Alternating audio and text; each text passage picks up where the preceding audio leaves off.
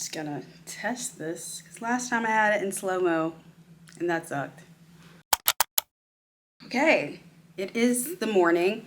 I wanted to come and do an update because I have reached 3.5 years of having my Sisterlocks. I can't believe that it's went by really, really quickly. So anyways, I still have my bonnet on. We're gonna jump into it. Yeah.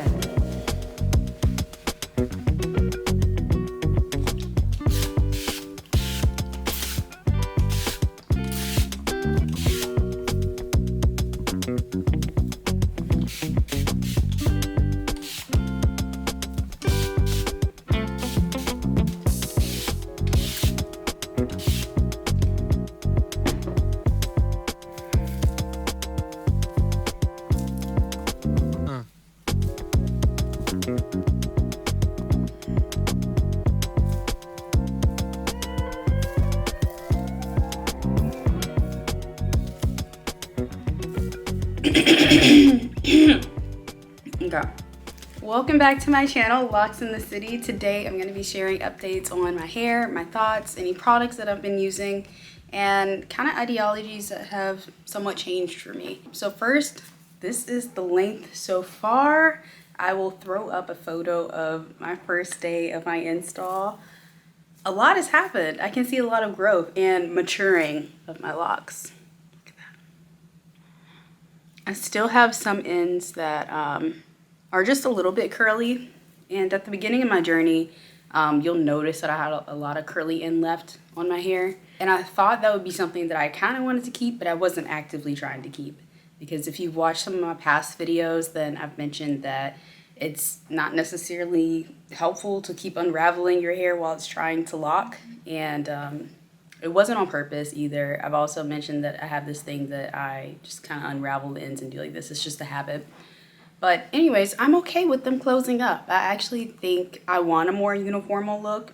And also, with having locks that are on the smaller range, or of the smallest, when you go and get retightenings done, obviously you don't want a thick end that has to go through, you know, the part for the retightening. Y'all know what I'm trying to say. And the thing with having your loose end curly is that it gets puffy. It's a lot puffier sometimes than the rest of your lock. I think I might have one. I have this a little bit in the back where you can kind of tell if I can find one. Here's one. Okay. So this was loose, and this haul has been, of course, interlocked, retightened every time I go to my loctician. You can see the difference between it just kind of being puffier. And this is fine for this one because it can easily go through, but I didn't want that issue all over my head, so I have never actually actively tried to keep my curly ends. And I don't recommend it anytime anyone asks me. I probably won't ever give tips on that just because it's not up my alley. I do think it's beautiful though when I see people who do have locks with curly ends. I'm making some coffee, y'all. Ooh, let me not show that. This is not, okay. That was an old job I used to work at. They probably do not want to be in this hair video. Oh, it smells so good. We are drinking Green Wise coffee. I think it's a Publix brand. As far as maintenance, these are the updates. I wash my hair every 1 to 2 weeks. It does vary. I work out a good bit at this point in my life, especially over the past month or two. Last month I had a kind of a goal to reach that goal. This month, it's September. Through September, October, and November, I have one set goal as far as my workout plan. And it generally involves me being sweaty 1 to 2 times a day. So you can imagine, like with my scalp and everything, it definitely needs to be kept clean. So yeah, that's what works for me. As far as shampoos, y'all already know, Dr. Bronner's. I honestly love this brand. This is one of my bottles that isn't completely empty yet, but I tend to take one of these big bottles and dilute it down anyway, so it lasts me a really long time. They do have instructions on how to dilute on the side of the bottle and also on their website, which is really helpful because you can use this for obviously washing your hair, washing your body. You can use it for laundry, for shaving, washing your dog. And for washing your fruits and vegetables, if you didn't know that, it is safe for you to wash your fruits and vegetables with. I'm using lavender right now, but I also use tea tree and peppermint, which those are tingly. I would say if you have never tried Dr. Bronner's, start with lavender and don't get it in your eyes. Don't get it in your eyes. Tea tree and peppermint tend to tingle a lot, and it feels great on the scalp, but it can be really strong. The other thing that I use, I don't have the bottle for it right now, but it will be linked below, and I have mentioned this before, and it's on my Amazon storefront, is the Nizoral, which is basically helps me with like having dry scalp and dandruff. I use that maybe once a month, and before I use my Dr. Bronner's. So I still use Dr. Bronner's to get everything out, but I use it as a treatment more so. As far as just general maintenance, is I do use spray just about every day. There will be some days where I'll go 2-3 days without spraying. That's when I have a twist out or a braid out that I'm trying to maintain for something, because adding moisture to it makes it fall a lot faster. So that's right after I take it out. But my spray bottle today that you saw me using is just my little one from Amazon that I really like. It's a mister. It's water, and it is also the Mielle Organics Rosemary Mint Oil.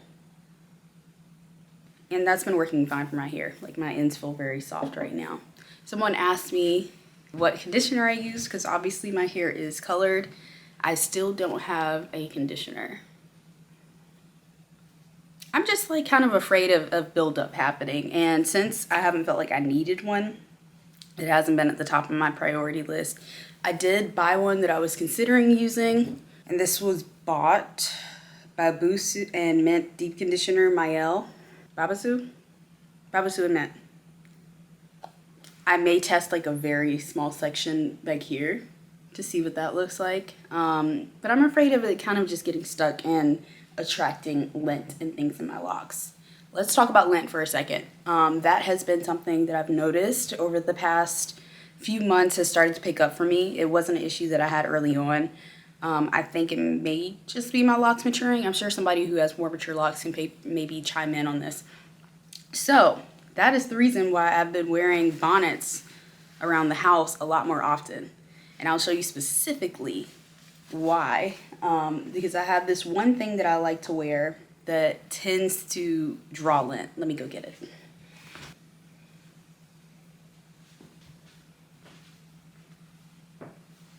It's like a hoodie, but made from blanket material. And that's the inside of it. And this is the hood that I like to put on sometimes when I'm cold. It comes down to about my knees, but essentially, you know, the inside of it can get like kind of stuck in my hair. And I think I have maybe a couple of cardigans that are kind of sweater based, like the woven kind. So some of that has gotten getting in my hair in the back. Let me see if I can find some pieces. See, there's one.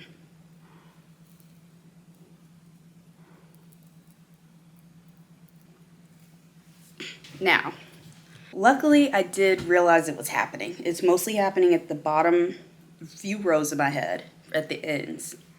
Plans. So we're being productive with it. We're in this all day. All of my bonnets at this point are from Glow by Day, every single one, and all the ones I wear. This is my newest one that I actually really like, and I wear this around the house probably about half the day. All of them are reversible, so even if I get bored with one, it's a 2-for-1, and they're adjustable. But I just think this periwinkle color is like my color, and I'm generally not a color person. Anyways, so I'm using that to protect my hair from the lint. I'm also planning to get a lint brush. I've seen people use that, and I will be using it just a little bit here and there when I start seeing pieces of lint. Or not a lint brush, but just a little baby brush. I saw somebody do that I'm gonna be trying going into the last quarter of this year. And lastly, there's one more thing that I'm going to be doing to kind of prevent lint. And I'm getting rid of some things that maybe I haven't used in a while or tend to have lint with on them. Tend to be pretty linty. I'm not going to be buying any more sweaters that are woven or things that can get in my hair. The only thing that I know that I'm going to keep is going to be that like blanket thing that I just showed you, the blanket hoodie. I don't even know what the name of it is. My husband got it for me because I get cold a lot of times around the house when I'm downstairs. I'm not getting rid of that. I'm just gonna make sure that I'm wearing a bonnet or a scarf every time that I have it on. And I'm perfectly fine with that. As far as getting rid of the appearance of lint, y'all already know you should not be trying to pick lint out of your locks, especially with smaller locks, because you don't want to create a hole or a weak point. So I will be just kind of going in and spot coloring some of those pieces to blend them in. And since it's not a lot, like, I'm okay with it. I'm okay with it. It's part of having locks, so I'm not going to get upset and be like, oh my gosh, I can't believe I have lint. But yeah, I don't want to see it anymore. So we'll get rid of that. Another thing that I've been doing, speaking of like bonnets and things that I use, I've completely upgraded like almost every single hair accessory I have to something that is satin based. Scrunchies, satin based. Bonnets, I have more, but I have 2 over here. Satin based. And scarves, satin based. So almost 90% of what I'm putting on my locks right now are satin based, and they don't cause friction. The good thing about the scarves from Glow by Day that are satin based is that they're really, really big. So I can get a lot of different wears out of them, and they use some type of fabric that is just a little bit stretchy. So it doesn't slide off my head like some other satin-based products. And I think because of that, I haven't had as much friction around my temples of my hair. Yeah, around the temples. My hair's always been thinner, right around here. And I have like natural baby hairs that I've had since I was young that kind of just never grow out. You can see them right here. But this side was a little bit thinner than the other side, and is starting to match up a little bit more. My locks were started with the Sisterlocks installation method, and my loctician at the time, she described it as using 3 different sizes, so small, medium, and large. Small being the perimeter, medium being the center, and large being the crown of my head. With that, some of my locks on the ends here have started to grow out, and they're really skinny, and I'll show you some, because they were started very small. And because of that, she did combine 2 of my locks the very last time I was with her. This is the first time I've ever had my locks combined. So these were combined at the root. I'm going to ask her next time that I go if they're going to be combined all the way down.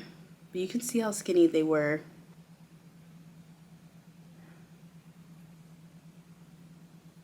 Now you would think these really skinny locks are super like delicate and brittle, and I'm not saying they aren't, because obviously there's less hairs to hold it up and we don't want a lot of weight over time. But as far as feeling like they're gonna come out, no, I can actually tie a few back with my hair and not feel like it's pulling or like it's breaking my hair off. They're just really thin for my hair, but it's something that I definitely keep track of and I'm kind of like aware of. I try to kind of check where breakage might be happening just because my hair is colored and I have, you know, delicate hair. I have delicate hair. So does everyone. We should all be treating our hair delicately. But that's how I think of my hair, so that I can make sure I'm not doing things that are just kind of abrasive or damaging to it. I think of it as delicate. So I do check for that, and I haven't had any issues. Also, with my ends being slightly lighter and getting those highlights when I was in Thailand, you can see my hair is kind of highlighted here. I was worried about my hair being damaged over time from that. This is basically these highlights right here from sun bleaching when I was in Thailand. It was super hot every single day. I dyed my hair a week before going because I went right after my wedding and I had my hair dyed for my wedding. And I noticed probably halfway through the trip that the hair that I had been pulling back from my face started getting a lot lighter, and I started having like highlights, but haven't had any issues with it. So far so good. The ends have still been how they've been my entire lock journey, so obviously they are hanging on. I haven't had any issues with them.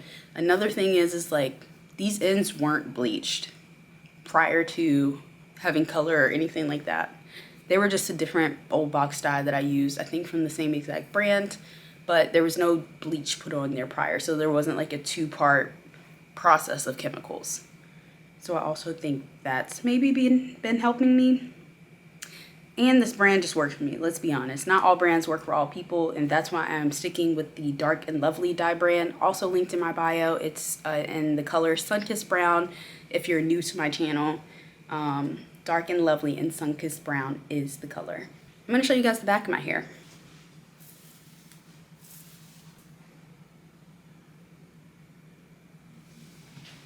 We're almost at bra strap? You see it. You see it. Other things about this length and being 3.5 years in. So now when I do go to bed and put my bonnet on and wake up, my hair doesn't get molded into like the shape of it. So let me show you. If I were to put my bonnet on like this, just throwing it in there any type of way, we got pieces going all different directions. It would still come out the next morning for me, I think, because my locks are getting more mature, like this. Beforehand, when my locks were not as mature, they would kind of mold into it, so I'd wake up with like locks that were wonky and in different types of ways. And plus my hair was still loose at the ends. That is something that has obviously changed for me a lot, which I love because it makes low maintenance. It's taking my low maintenance to another level with it being that way. I still am not using oils on my scalp. I have incorporated more oils. Obviously, I showed you guys the Mielle products and everything because I really like this one. But it's just on my strands. It's just on my ends. I'm not going to be putting on my scalp because if it ain't broke, don't fix it. And I'm not doing that. The hair growth, I have not taken any supplements. I have not put anything on my hair that promotes, you know, speeding up the growth process. I've been really okay with it growing at the speed, whatever the speed is. I've never felt like I've had an issue with growing my hair out. And I really have enjoyed each of these stages. I don't think I wanted to speed it up. Like this length right here, I'm gonna miss this length. I'm really going to miss this length because I think it's just so cute when I do like a twist out and braid out and it's, you know, has all of the volume that's going on. I like the layers. I like where it falls on me for right now. I know I'm gonna miss this length. But if I were to speed up that process, I might not have had as much time to like experiment with it or just kind of enjoy it. Yeah, I'm gonna see if I have any questions on my Instagram page that I wanted to answer on here. Another question that I get is how often do I color? I color about 3 to 4 times a year, so that's every few months. If you're keeping up, every 3 to 4 months. I generally don't mind it being grown out. I'm just recoloring my roots. I'm not redoing my whole head, except for this time, you know, I'll be touching up these pieces that have lint stuck within them because they're too deep for me to get out and it's not worth damaging my lock for. Another question that I get, I normally get this, I think, from people that are maybe just starting their lock journey, like they're just starting their research portion, but they ask me, how many locks do I have? And I say that they're probably just starting because sometimes I'll go to their profiles of the people that ask me this and they don't have locks. Or they have messaged me and DM'd me and said, hey, I'm thinking about getting locks, I'm trying to understand some stuff, like, you know. Last time I counted was at the beginning of my journey. I have not made it a point to go back and count. I had 369 then. We're gonna go 360, 370 at this point because I have had some of my perimeter locks redone within the first year or two of the process, obviously because my hair is softer and shorter at the beginning, so some of those slipped out. One way that I did kind of help with not having those slip as much is I was braiding them down when I worked out.